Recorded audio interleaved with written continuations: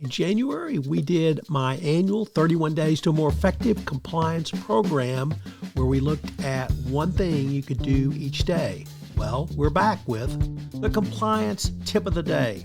This is the podcast where we bring you daily insights and practical advice on navigating the ever-evolving landscape of compliance requirements. Whether you're a seasoned compliance professional or just starting your journey, my aim in this podcast is to provide you with a bite-sized, actionable tip to help you stay on top of your compliance game. In the chaotic world of 2025 and beyond, compliance will become even more important, and you staying on top of your game will help your company move forward. Today on the Compliance Tip of the Day, we take up a topic not often discussed in compliance, which is the termination of a third party.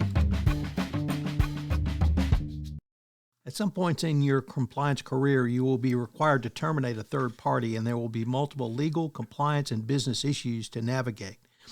If you are stuck doing it during the middle of an FCPA or Bribery Act investigation, there may well be some tension to do so and to do so quickly.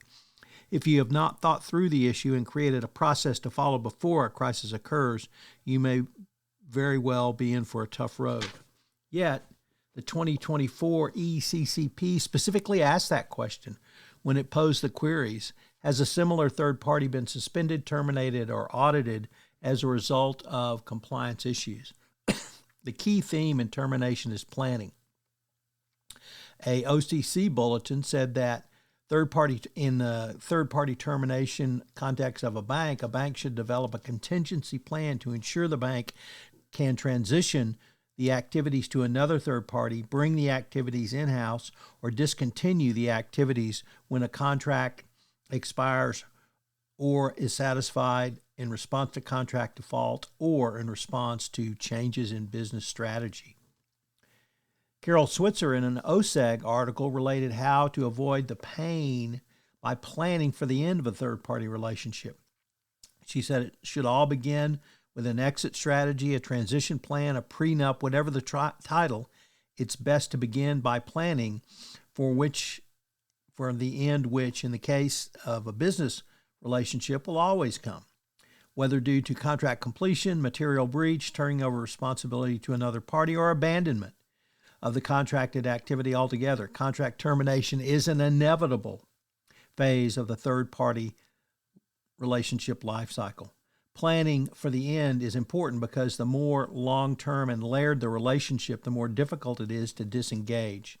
The deeper third party is embedded in and uses the confidential information of the company and its customers, the greater risk is presented by failing to design a smooth transition process. It should originate with a clearly specified contract termination right, but that's only the starting point. Your corporate values must be protected by designing the disposition of any shared intellectual property and infrastructure assets. You need to think through your transition plan by ensuring rights to hire or continue the use of key contract employees that have been servicing the account. Finally, bear in mind that your reputation must be protected during the transition process by controlling and planning for the issuance of public statements, social media postings, or terminated contractors or their employees. You need to also consider the business risk of terminating a third party, particularly on the sales side of your business. This may mean sitting down with a customer or a group of customers to explain the reasons behind the termination. Although rarely considered, the termination of a third-party relationship can be an important step, as in any other step in the management of a third-party life cycle. By having a contractual right to terminate, it's a good starting point, but it's only the starting point.